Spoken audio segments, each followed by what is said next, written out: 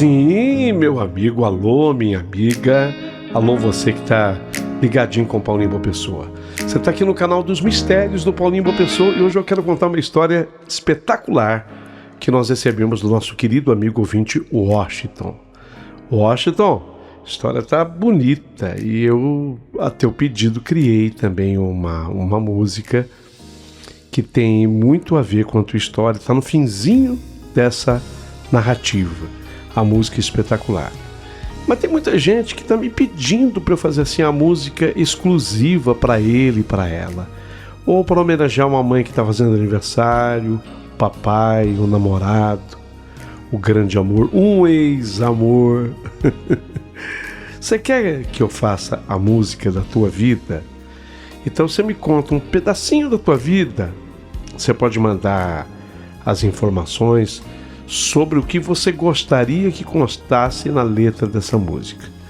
Não só sobre a sua pessoa, mas sobre qualquer pessoa que você queira homenagear.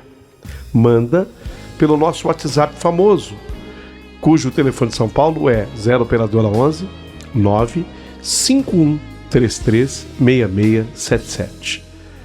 0 operadora 11 95133 6677. Esse telefone para você tirar dúvida está na thumbnail, está na capinha do vídeo, bem à esquerda da capinha do vídeo. E ele também é uma chave Pix, por onde você vai pagar à nossa equipe os R$50 para obter essa sua música. Perfeito? Então você faz lá o depósito no Pix e vai receber a música exclusiva feita para você, com todo o nosso carinho, com todo o nosso amor. Uma equipe trabalhando na letra da sua canção e na sua música com muito amor. Perfeito? Isso posto, eu queria lembrar que você deve se inscrever aqui no canal. Só faltou um detalhe importante. Como é que você manda esse histórico sobre a canção que eu vou fazer para você? Pode ser pelo e-mail paulinhoboapessoahistoria@gmail.com ou pode ser pelo WhatsApp, cujo telefone é esse, 95133 6677. Washington, agora é a sua história. Antes eu quero pedir, se inscreva no canal, seja membro do nosso canal, porque tudo isso é muito importante para nós. Perfeito? Prepare o seu coração para as coisas que eu vou contar, porque a história do Washington aqui no canal acabou de começar.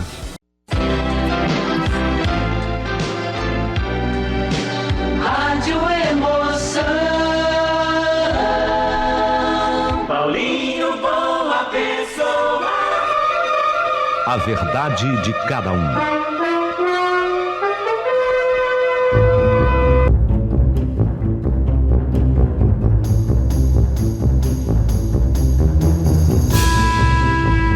Meu querido amigo Paulinho Boa Pessoa, eu não me lembro quando eu comecei a reconhecer rostos. Alguém já me perguntou assim, você lembra, Washington, quando você começou a guardar o rosto das pessoas? Não, eu não me lembro, mas uma coisa eu me lembro, que os primeiros que eu vi foram os rostos do meu pai e da minha mãe. E, no entanto, nenhum deles ficou tão gravado na minha memória quanto o rosto daquela mulher. Mas que mulher? Não era sua mãe? Não. Essa mulher não é deste mundo.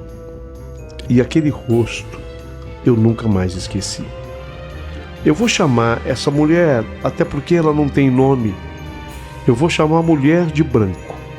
Desde que eu me entendo por gente, e olha que eu já sou gente faz um tempinho, e tenho assim lembranças desde muito pequeno. Mas desde que eu me entendo por gente, eu me lembro de ter visto essa mulher. Não é como uma lembrança vaga, não. É algo nítido, claro, como se em algum canto da minha alma a imagem dela estivesse presa, viva e pulsando. Eu me lembro do berço, lembro da penumbra do quarto, das vozes suaves, das visitas falando baixo para não acordar o bebê que eu era. E lembro de um grupo de pessoas ao meu redor. Mas os rostos se misturam, apagados como sonhos que a gente esquece ao abrir os olhos. Mas o daquela mulher não.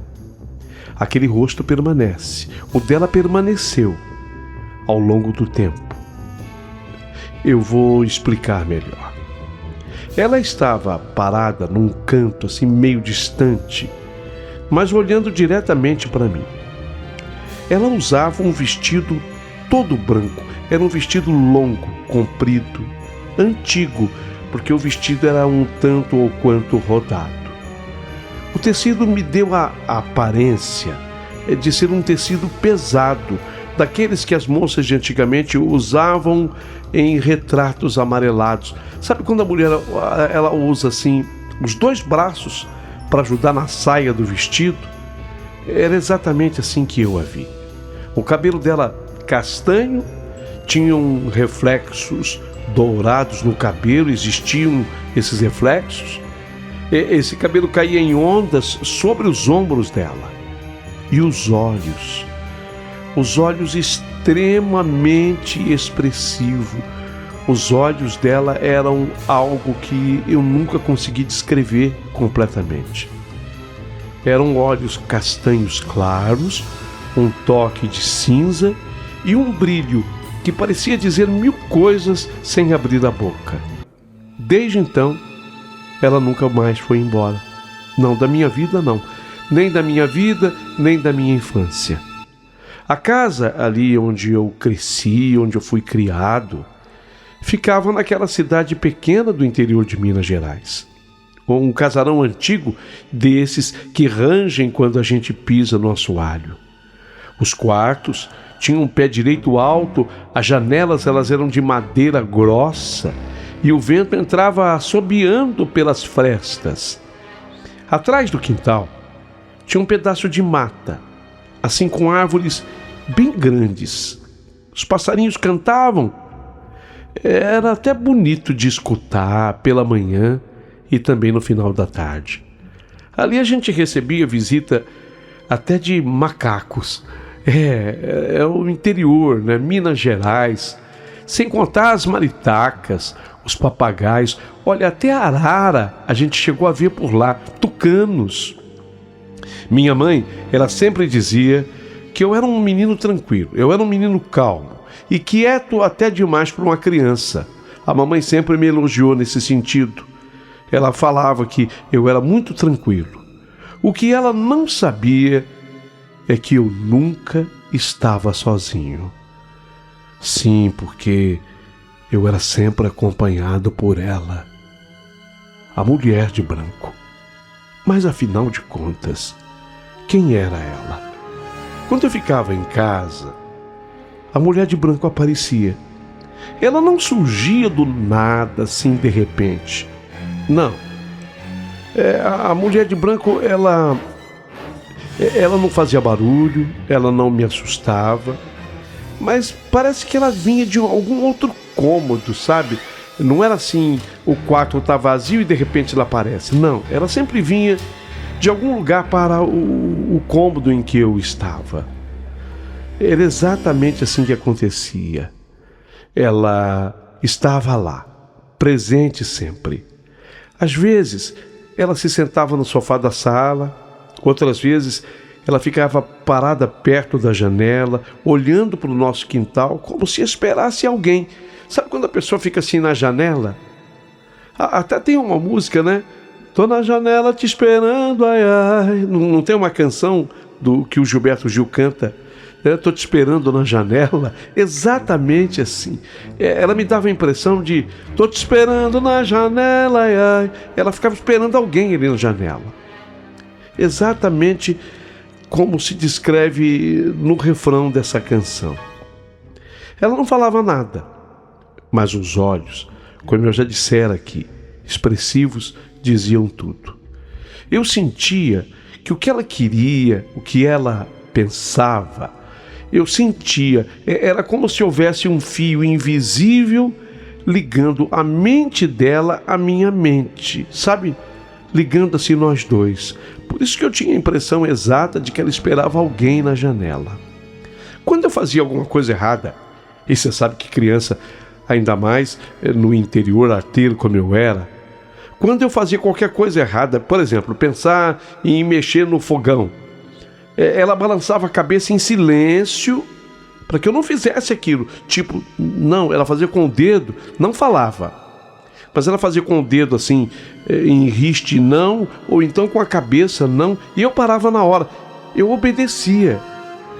Eu era muito obediente àquela mulher. Ela era uma presença que não me causava medo. Olha que coisa impressionante. Ela não causava, pelo contrário, ela me fazia até me sentir protegido. Eu vou ser sincero, eu muito criança, muito menino, quando eu sentia que ela estava, eu não ficava com medo de mais absolutamente nada. A minha mãe, de vez em quando, ela conversava com as vizinhas. Eu me lembro muito que tinha lá uma senhora, era uma senhora negra, sábia que só ela, a Dona Benedita. E a minha mãe gostava muito de conversar com a Dona Benedita. E ela dizia, sabe, Dona Dita, esse menino ele vive conversando sozinho. Mas não é assim com um amigo imaginário, não. Porque ele para, ele escuta, ele responde. É estranho, é esquisito. Ela falava com a Dona Benedita prestava muito atenção. E, de certa forma, a Dona Benedita acabava emitindo algum tipo de opinião. Eu, quando ouvia a mamãe falando assim, eu sorria. Sem coragem, eu não tinha coragem de contar o que na verdade eu via. Eu poderia comentar, né? Mãe, é que eu vejo essa moça, essa mulher de branco, e já tem algum tempo. Não, eu não dizia nada para minha mãe. Eu me lembro que havia essa floresta citada por mim assim nos fundos da minha casa. Essa mata densa, onde vinham os macacos, as maritacas, os papagaios, as araras, aquela passarada toda. Naquela época, para mim, aquilo tudo era o mundo inteiro. Eu não conhecia mais nada além dali. Então eu passava as tardes por lá. Eu subia na goiabeira, depois eu subia na mangueira, havia um abacateiro que eu também subia, o pé de João Bolão, o pé de pitanga, colhendo frutas e observando os insetos. Mas o mais curioso é que de vez em quando eu via as coisas que mais ninguém via. Sabe o que eu via? Soldados marchando entre as árvores, organizadamente. Homens e mulheres em trajes antigos, andando em fila, conversando entre eles, puxando assim cavalos, carregando cestos. Às vezes eu via a carruagem chegar assim no nosso quintal. Sabe, era como que eu assistisse um filme, ou então era como se eu assistisse uma procissão de outro tempo. Mas a mulher de branco, quer que fosse a minha visão, qual fosse a minha visão, não interessa, ela estava no meio, ela estava lá, ela fazia parte, eu podia procurar que ela estava lá. A mulher vestida de branco, sempre sozinha, sempre olhando para mim, ela tinha uma preocupação comigo, ela cuidava de mim, ela olhava para mim. Às vezes, nesses episódios da mata, eu me lembro que tinha assim um pé de caju, eu adorava subir nele, e havia uns galhos perigosos. Quando eu estava chegando mais na pontinha para ir para aquele galho, ela aparecia e ela fazia com o dedo assim para mim, não, com a cabeça não, e eu obedecia, eu voltava. Era impressionante, mas aquela visão eu já estava habituado, eu havia me familiarizado com ela. A primeira vez que eu a vi ali, eu senti que aquela moça, a de branco, estava triste. Sim, os olhos dela pareciam buscar alguém, como se esperasse um rosto específico, naquele cortejo de sombras. Sabe aquela impressão que me dava que ela esperava alguém na janela? Exatamente, ela tinha uma tristeza no olhar. Mas quando ela me via, ela se acalmava, Ela parava, os olhos ganhavam outro brilho. Ela até sorria. Ela não se aproximava assim de mim a uma distância pequena, não. Nunca houve um toque dela assim em mim. E ela também não falava. Era no gestual e eu compreendia. Eu disse para vocês, nós tínhamos uma ligação mental.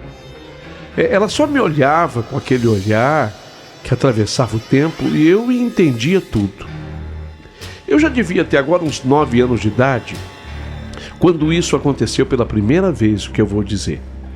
E a partir daí eu comecei a me perguntar se aquela mulher de fato era um espírito, uma lembrança ou apenas parte da minha imaginação de criança.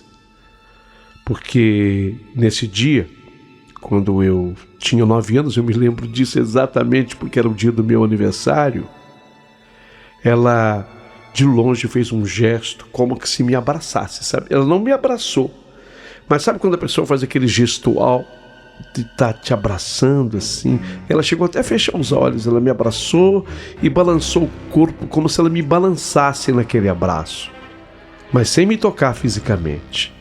Eu tinha 9 anos, eu me lembro bem porque foi exatamente o dia que eu fiz 9 anos de idade.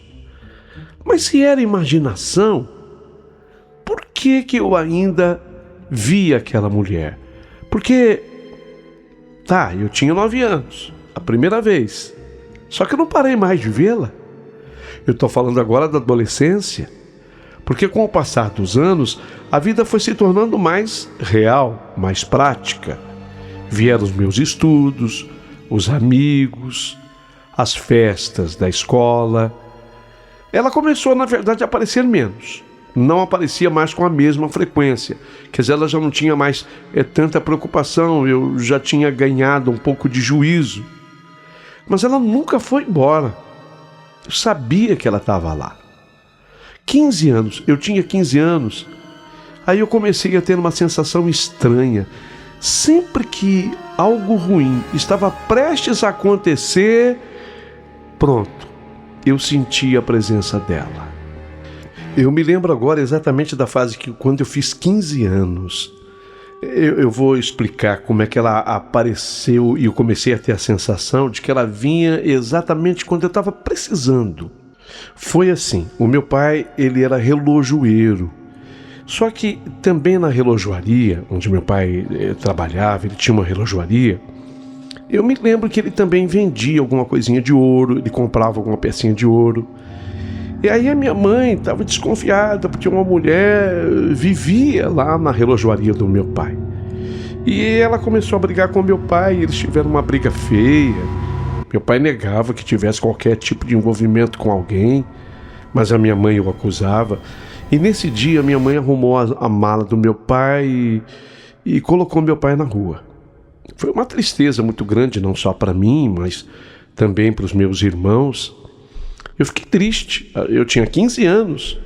Lógico que a gente não queria que os pais se separassem, a gente queria interferir, mas era cabeça de adulto brigando ali. Fiquei muito triste. E nesse dia ela apareceu, eu tinha 15 anos.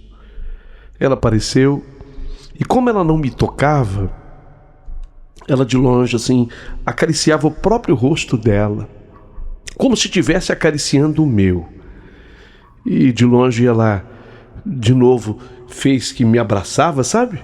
Fez aquele gestual do abraço, balançou o corpo como se balançasse a mim e chegou a me jogar um beijo nesse dia. Eu me senti melhor depois disso. Primeiro eu senti assim um frio no ar, depois um perfume suave, um cheiro de jasmim. E o ar parecia ficar mais denso, como se o tempo parasse por um instante. Mas eu me sentia melhor. Uma vez eu me lembro que eu fui atravessar a estrada correndo, era de noite, e vinha um caminhão em alta velocidade. E de repente eu senti uma mão que segurou assim o meu ombro com força, me puxando para trás, não permitindo que eu continuasse naquela correria que eu estava para atravessar a estrada. Só que não tinha ninguém.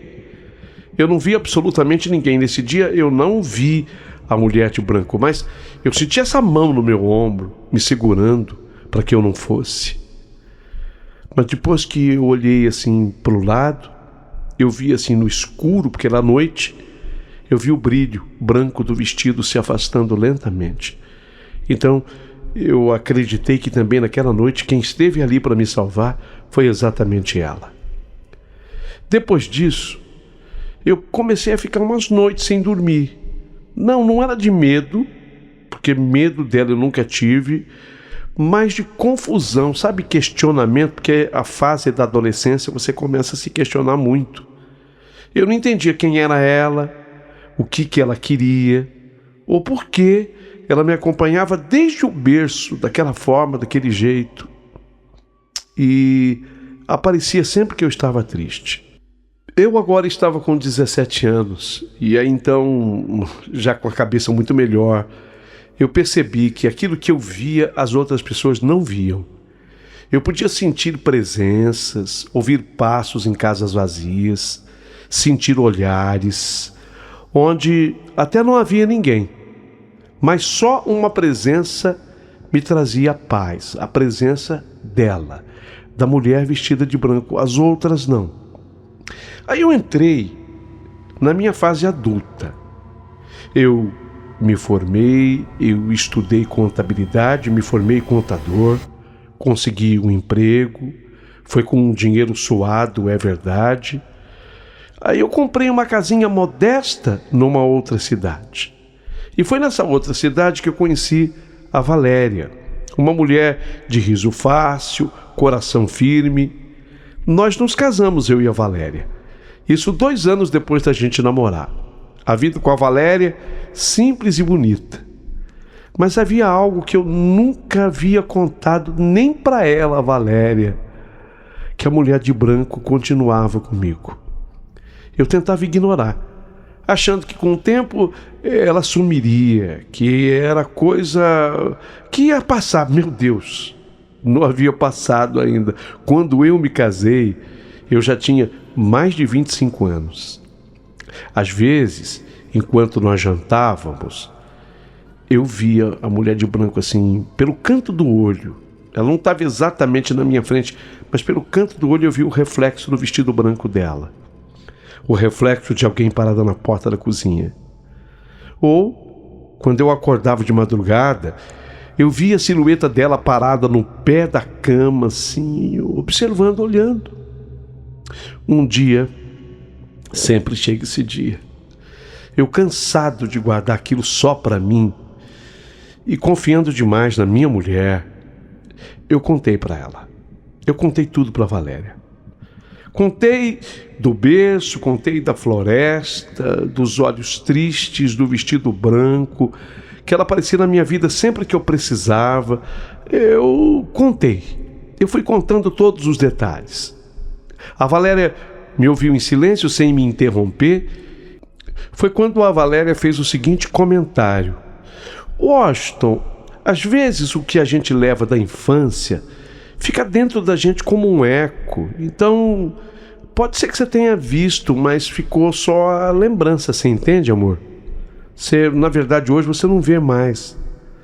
Entende que é só com o rabo do olho que você vê o reflexo? De repente é uma lembrança que você tem. Mas eu vi nos olhos dela um lampejo de medo da Valéria. Eu não tinha medo, mas eu tinha certeza que se eu contasse isso para outras pessoas, elas teriam medo.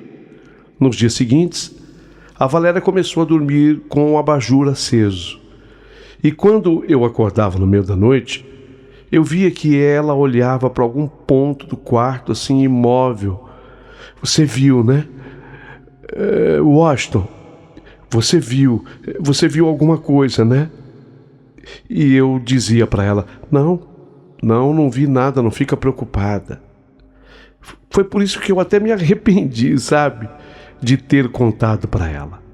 Eu mesmo morando longe da casa onde eu cresci, eu ainda sentia a mulher de branco por perto. Então não era uma coisa só da casa, entendem? Porque eu estava morando já noutra casa, noutra cidade com a minha mulher. Às vezes era só um perfume de jasmim no ar, outras vezes uma sombra rápida cruzando o corredor. Mas eu nunca me sentia ameaçado. Mas havia algo diferente. Ela parecia inquieta. A mulher de branco, que sempre foi paz, que sempre foi calma, ela começou a aparecer para mim, mas já não era mais daquele jeito. Ela estava inquieta, como se ela quisesse me dizer alguma coisa, mas não pudesse. Certa noite, eu acordei com um barulho leve, o som de passos descendo as escadas. Eu levantei achando até que fosse a Valéria indo pegar uma água, mas a Valéria dormia profundamente ao meu lado. Aí eu desci e eu vi a porta da sala aberta. Lá fora, sob a luz pálida da lua, estava a mulher de branco. Ela estava lá, parada no quintal, desta vez os pés descalços. O cabelo estava agitado pelo vento, eu nunca tinha visto daquele jeito. E quando eu me aproximei, eu senti o ar gelar. Ela levantou a mão, apontando para o bosque do outro lado da rua. E antes que eu dissesse qualquer coisa, ela desapareceu. Eu passei a madrugada inteira acordada, tentando entender o que ela queria. E no fundo, eu sabia que ela queria que eu fosse lá, naquele bosque. Aí no domingo seguinte eu fui. O bosque não era grande não, era pequeno, mas era antigo. Diziam que antes da cidade crescer, ali existia um cemitério de escravos. E depois esse cemitério acabou sendo transferido para um outro lugar. Não era mais cemitério ali, mas fora. Outros diziam que não é que tinha sido cemitério, mas ali tinha sido um galpão de uma fazenda que um dia se incendiou, mas isso no século XIX, e que várias pessoas morreram presas num casarão ou num galpão principal, ninguém sabia os detalhes. Aí eu andei assim entre as árvores, ouvindo o som seco das folhas sob meus pés, o vento sussurrava, e de repente o perfume de jasmim voltou. Quando aquele perfume de jasmim bateu, eu pensei na mulher de branco. Segui o cheiro e eu a encontrei vindo de uma clareira. No centro dela havia o que parecia ser uma antiga cruz de madeira caída. O tronco estava coberto de musgo, quase apagado pelo tempo. Aí eu tive que me abaixar, eu quase fiquei de joelho assim para limpar. E eu percebi que havia algo gravado. Era o M, a letra M e a letra A. E aquela data incrustada na madeira, 1863. Aí eu fiquei lendo, sabe? M.A., que seria? Maria Augusta? Maria Alves? Maria Almeida? Aquelas iniciais pareciam vivas. E quando eu levantei o rosto, ela, a mulher de branco, estava ali. Pela primeira vez em todos aqueles anos, eu vi a mulher de branco de perto, assim, mas bem de perto, assim, nitidamente. O rosto delicado, os olhos marejados, o sorriso que parecia pedir perdão. Ela abriu a boca pela primeira vez. E uma voz baixa saiu, quase um sussurro. Obrigada. Deu para eu entender. Mas saiu assim, com esse volume. Obrigada. E aí ela desapareceu.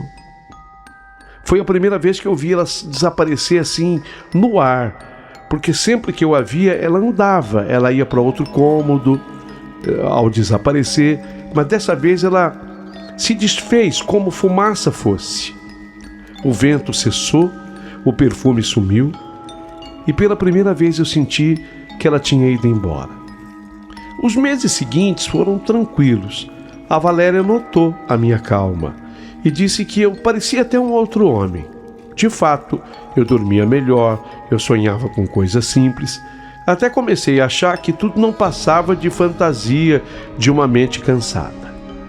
Mas o sobrenatural tem o péssimo hábito de voltar quando a gente menos espera. Então, numa madrugada de chuva, eu acordei com o barulho da água pingando dentro do quarto. A janela estava fechada, mas o som era insistente. Seria uma goteira? Sabe quando você sente aquele pingo d'água? Aí eu acendi o abajur e vi no espelho atrás de mim o reflexo de um vestido branco encharcado.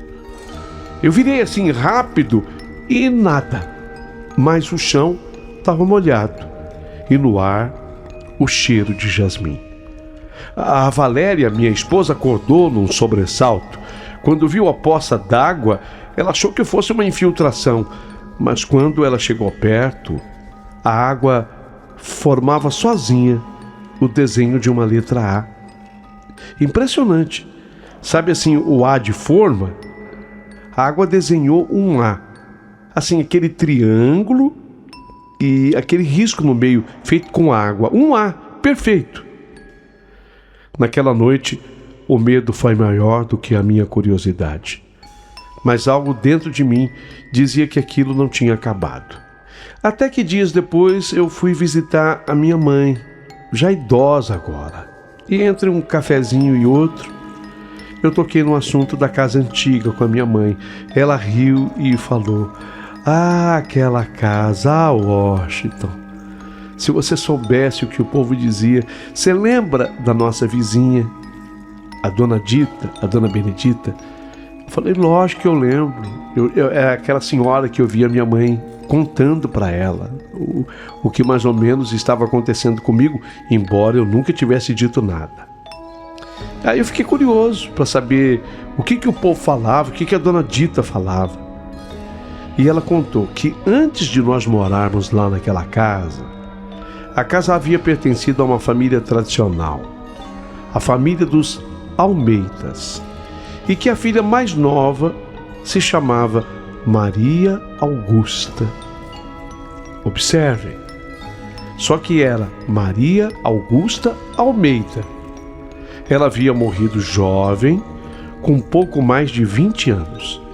Diziam que ela se apaixonara por um rapaz pobre e que o pai, enfurecido, mandou prender esse rapaz numa senzala e o rapaz morreu lá, queimado no incêndio. Dias depois, a Maria Augusta sumiu, desapareceu. O pessoal deduzia que ela havia sido morta, mas se fora morta, o corpo jamais apareceu, jamais foi encontrado. Quando a minha mãe terminou de contar, as minhas mãos tremiam. Gente, M.A., Maria Augusta, mas o sobrenome dela era Almeida, então seria M.A.A.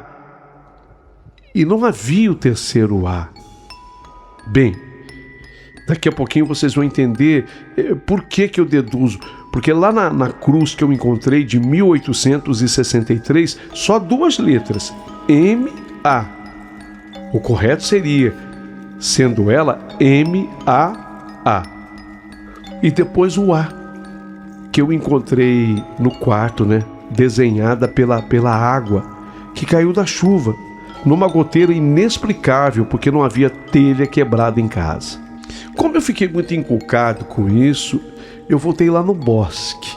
Falei, eu vou encontrar de novo aquela cruz, onde eu vi incrustadas as letras M.A. De repente eu não vi o terceiro A. Só que quando eu cheguei lá no bosque, o lugar estava muito diferente, muito mais limpo, como se alguém tivesse mexido ali, cuidado dele. No centro da clareira, onde antes estava a cruz caída, agora tinham flores assim plantadas, frescas, jasmins brancos, e não havia cruz nenhuma. Senti o vento soprar suave e uma calma profunda me tomou. Aí eu escutei, gente. Escutei a voz dela, clara como nunca, porque o obrigada, que era a única palavra que eu tinha escutado dela, saiu muito baixinho, muito baixinho.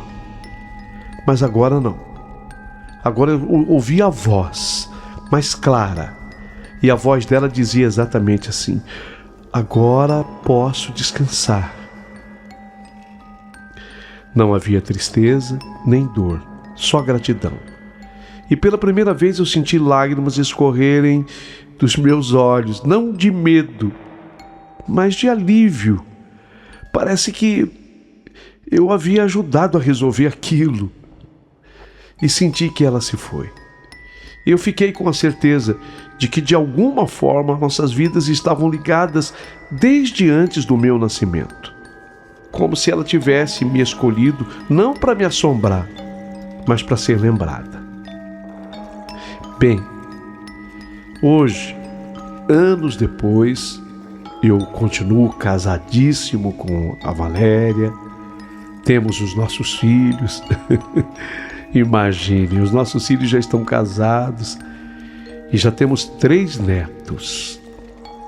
Eu acabei procurando, depois de muito tempo, aconselhado que eu fora pela minha esposa, a Valéria. Procurei um senhor espírita e relatei para ele tudo o que aconteceu. Então esse senhor, ele levou o meu caso para um centro espírita onde ele ministra lá o que a gente chama de passe. E ele comentou comigo. Ele disse o seguinte: veja, eu não tenho nenhuma prova de que isso realmente seja realidade, mas dito por ele, foi que, seguindo aquela história contada pela dona Dita para minha mãe, a moça, a Maria Augusta, que tinha uma paixão por aquele rapaz que o pai mandou matar para que eles não se casassem, porque ele era muito pobre. Ele não era negro, esse rapaz não era negro, mas ele foi morto. Vocês imaginem como eram tratados os negros naquela época. Ainda era a época da escravidão. E ele foi morto dentro da senzala, esse rapaz. E ela, a moça Maria Augusta, ela fugiu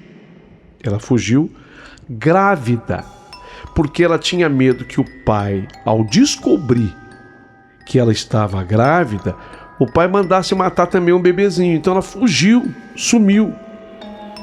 Ela deu à luz a criança, mas ela morre no parto.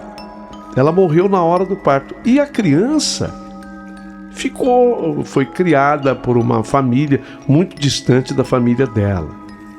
E de acordo com esse espírita, eu era a reencarnação dessa criança. Ou seja, de acordo com ele, a explicação dele, eu tinha sido filho da mulher de branco. Por isso que ela cuidava de mim. Por isso que ela olhava por mim. Gente, eu sinceramente, se vocês disserem, você acredita nisso piamente? Eu digo a vocês que sim. Porque eu achei a explicação extremamente plausível. Mas Washington, você tem alguma prova disso? Não, nenhuma prova. Nenhuma. O que eu estou dizendo para vocês, e isso eu vi, eu toquei, eu testemunhei, é que eu encontrei a cruz com MA. O A se formou no meu quarto, na goteira inexplicável, a letra A se formou.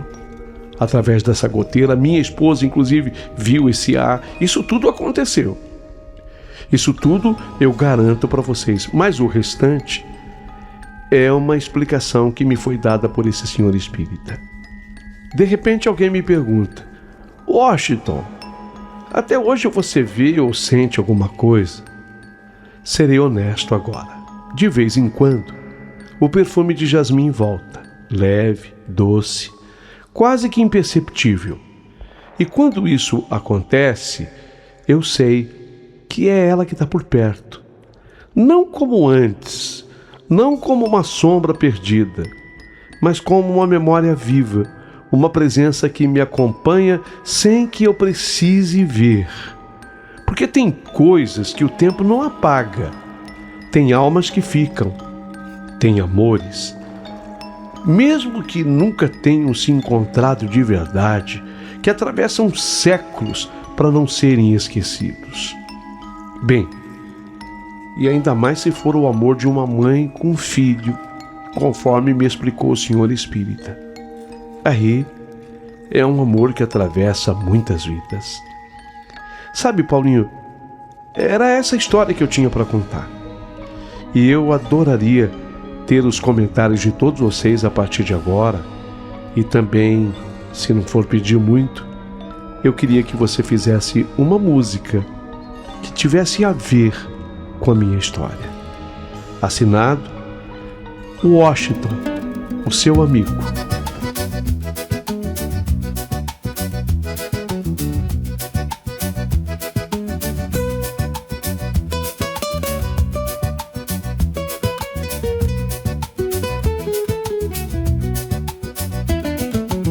Desde o berço eu vi um rosto no silêncio do meu quarto antigo.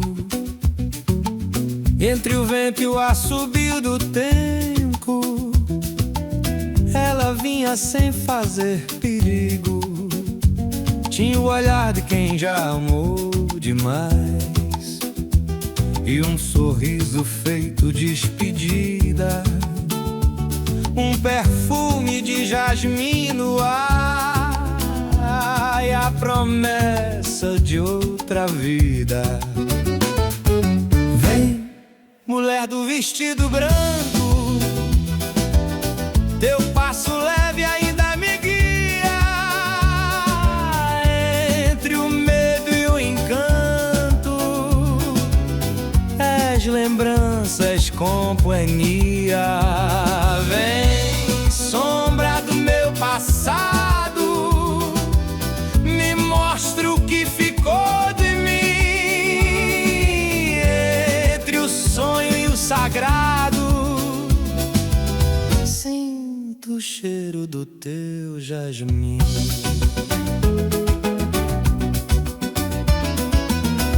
Os anos correm como rios, mas teu rosto não se vai. Que vejo em cada espelho frio, em cada estrela que cai. Valéria dorme e não entende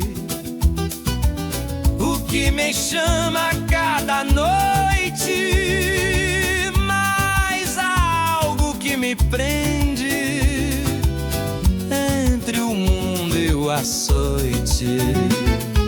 Vem, mulher do vestido branco, teu passo leve ainda me guia. Entre o medo e o encanto, és lembranças, companhia.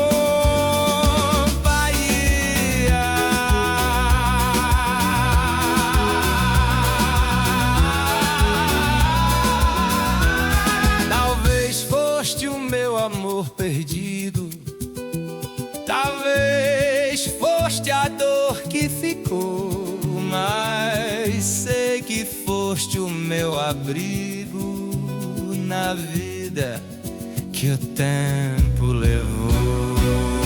Vem, mulher do vestido branco,